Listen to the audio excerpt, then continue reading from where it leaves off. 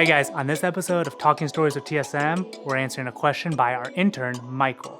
And he asked, what are some small tools that are really critical to have on set?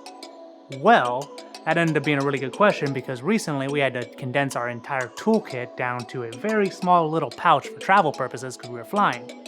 Well, in that tool bag, we found a screwdriver, both Phillips and flathead, Allen key set, and a bunch of bongo ties.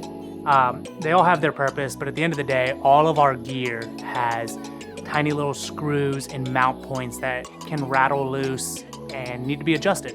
And then bongo ties, one of the best things to have.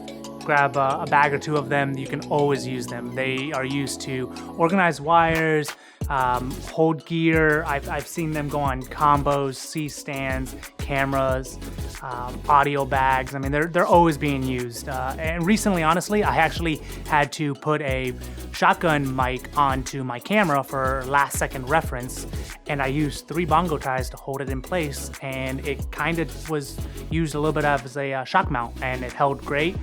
Reference audio was wonderful, and was able to just move on to the next shot.